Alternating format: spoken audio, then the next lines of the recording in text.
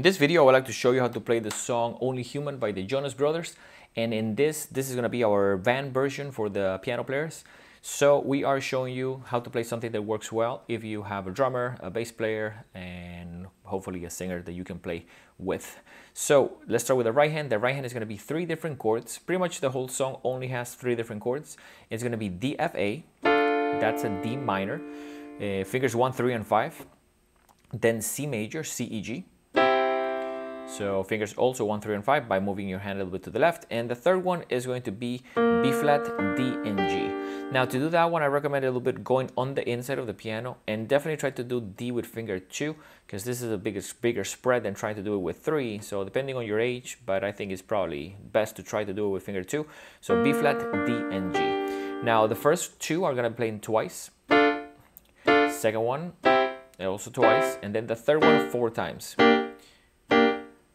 Important to mention that this is a reggae song. It's like a reggae influenced. So when you play as a keyboard player patterns of reggae, a lot of what you're doing is short notes, especially on the right hand. So this pattern, if you play it with long notes, it sounds very different and almost changes the style. So if I play it there a little bit with a drum beat, it's going to be.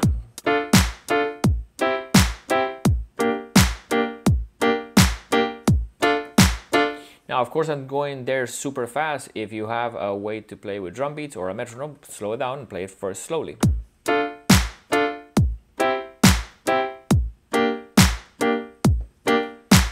Another important thing to mention is when you play this type of pattern, don't bounce your whole arm. It's mostly wrist, like you're playing with a basketball and bouncing it up and down. Try not to bounce your whole arm because it may get you to get tired quickly and stop being as accurate. So let's talk about the left hand. The left hand on the first part is not particularly challenging. D with the thumb, finger 2 on C, and pinky on G. Now on this ones, we do recommend playing longer notes. I think it's going to sound a little bit better. It's going to fill up the space more. So we're talking about half notes. So 1, 2, then 3, 4, then 4 counts. 1, 2, 3, 4. So when you play this with drums, 1, 2, 3, 4, 1, 2, 3, 4. Now, one important thing about this is when you start putting it together with 2 hands, the hands don't really play with each other at the same time. You're doing left, right, right, left, right, right, left, right, right, right. So one interesting thing is working on that, like I call it the mechanics of playing piano, you know, 1 hand at a time, going super slow, especially because we see in young students a lot of they have a trouble when it's 1 hand at a time and then it's together type of thing.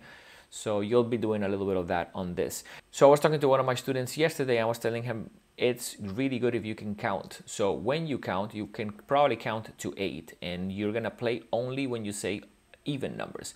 So 1, 2, 3, 4, 5, 6, 7, 8. 1, 2, 3, 4, 5, 6, 7, 8. So you don't play on 1, you don't play on 3. That you're actually saying that syllable to leave the space of an 8th note there that you're actually not playing. And that can probably be a way to get it so it doesn't switch, because sometimes we also see when people play this type of patterns, they start switching it around. So if I play it with 2 hands, not particularly challenging. Of course, I would say start super slow and then take your time stitching it up. So.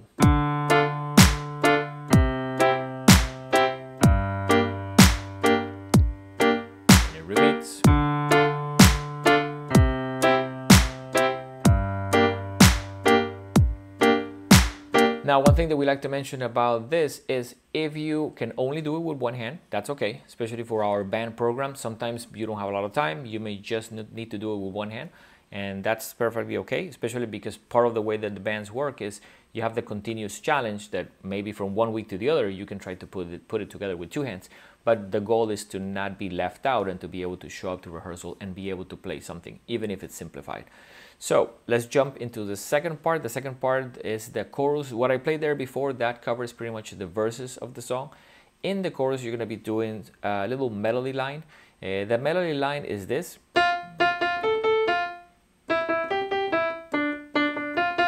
Now, a couple of suggestions there. 1, don't move your fingers. Finger 1 on D, 2 on E, 3 on F, 4 on G, and 5 on A. So we're not gonna be moving around. You have 5 fingers and the pattern covers 5 notes, so no need to move.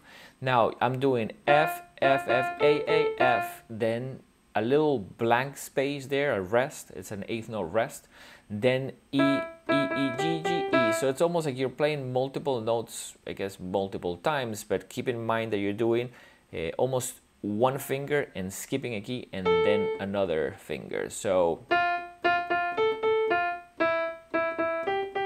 and then D, D, D, F, F, D. Super important to leave that little gap on the second one. So if I play with drums, it sounds like this.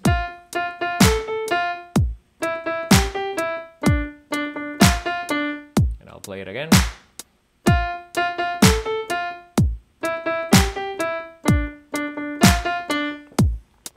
On this part, I think it's fairly easy to almost hear it a couple times and know how it sounds. If you have trouble playing those fast notes, again, take your time, practice it slowly.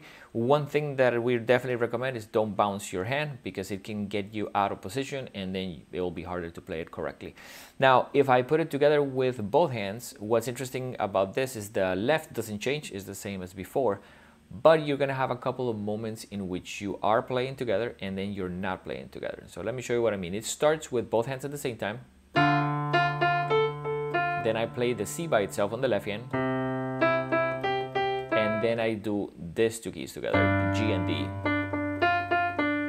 So there, it's almost a little bit of a, I guess, somewhat of a challenging thing to do one together, the next one not together, and the following together for the notes of the left hand. So again.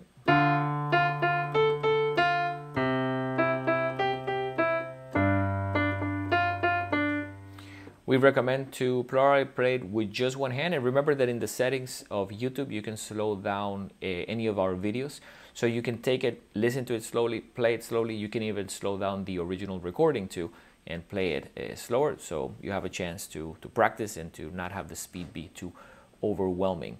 So if I play it in with a drum beat for that part.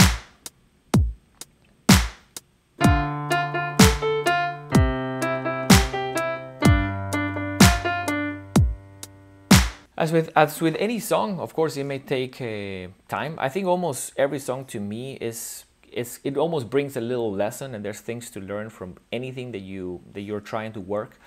So I think it's pretty cool, because every song can be like a building block to get your musicianship a little bit better. And reggae is a very popular style of music that for keyboard players is important to understand. One of the main things that I would say, in rock you tend to play longer notes.